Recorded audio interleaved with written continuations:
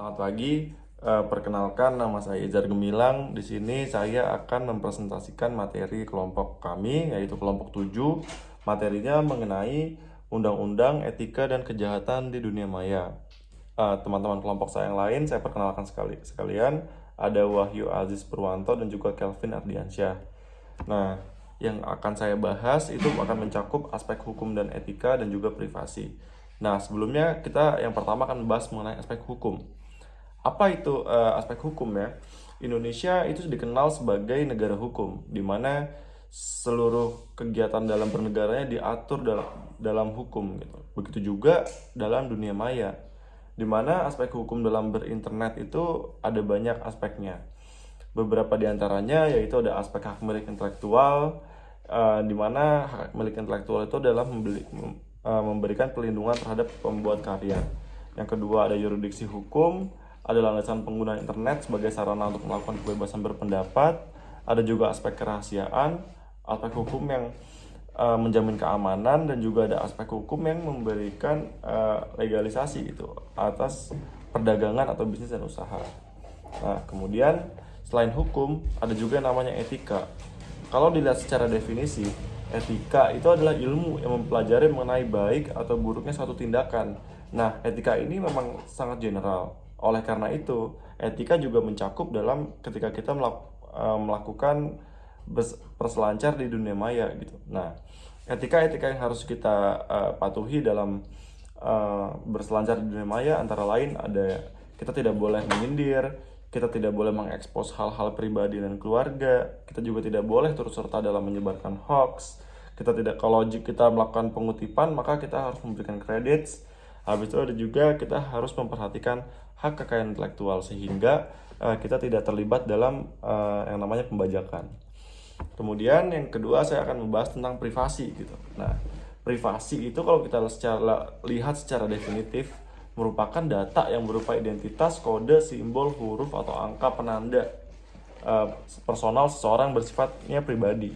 Nah, definisi tadi saya dapatkan dari Undang-Undang Nomor 23 Tahun 2006 tentang Administrasi Kependudukan. Nah, kalau di Indonesia sendiri, perlindungan privasi dan data pribadi dalam sistem elektronik itu juga diatur dalam undang-undang, yaitu Undang-Undang Nomor 11 Tahun 2008 tentang informasi dan transaksi elektronik, sebagaimana telah diubah dengan Undang-Undang Nomor 19 Tahun 2016, itu yang paling barunya, tentang informasi dan transaksi elektronik. Sekian materi dari saya, terima kasih. Selanjutnya ada hak kekayaan intelektual atau HAKI, itu adalah hak yang timbul atas hasil olah pikir otak manusia yang menghasilkan suatu produk atau proses yang berguna untuk manusia. Dan menurut undang-undang, HAKI adalah hak secara hukum yang berhubungan dengan permasalahan hasil penemuan dan kreativitas seorang atau beberapa orang yang berhubungan dengan perlindungan permasalahan reputasi dalam bidang komersial atau commercial reputation, dan tindakan atau jasa dalam bidang komersial atau goodwill. Nah, selanjutnya ada prinsip-prinsip haki. Yang pertama ada prinsip ekonomi yang menyatakan bahwa haki adalah berasal dari kegiatan kreatif yang memiliki nilai ekonomi. Kemudian ada prinsip keadilan, merupakan suatu perlindungan hukum bagi pemilik suatu hasil dari kemampuan intelektual. Kemudian ada prinsip kebudayaan yang merupakan pengembangan dari ilmu pengetahuan, sastra, dan seni. Yang terakhir ada prinsip sosial, yaitu untuk mengatur kepentingan manusia sebagai warga negara. Nah, selanjutnya ada klasifikasi haki. Yang pertama hak cipta, yakni hak eksklusif yang diberikan negara bagi pencipta suatu karya, misalnya karya seni. Kemudian ada hak kekayaan industri, yaitu hak yang mengatur segala sesuatu tentang milik perindustrian, terutama yang mengatur perlindungan hukum. Nah, dalam hak kekayaan industri ada beberapa jenis, yaitu hak paten, yakni hak eksklusif yang diberikan negara bagi pencipta di bidang teknologi. Kemudian ada hak merek, yakni tanda yang berupa gambar, nama, kata, huruf-huruf, angka-angka, atau susunan warna, atau kombinasi dari unsur-unsur tersebut. Nah, dalam hak merek sendiri ada beberapa jenis, yaitu merek dagang, merek jaksa, merek jasa, merek kolektif. Nah, yang terakhir itu ada hak desain industri, yakni perlindungan terhadap kreasi 2 atau 3 dimensi yang memiliki nilai estetis. Nah, selanjutnya ada kebebasan berekspresi di internet. Terkadang juga dikenal sebagai kebebasan berbicara. Nah, kebebasan berekspresi sendiri berkaitan erat dengan konsep lain yang disebut dengan kebebasan pers. Nah, kebebasan berekspresi mencakup ekspresi yang lebih luas, termasuk kebebasan melalui cara lisan, tercetak, maupun materi audio, visual, serta ekspresi budaya.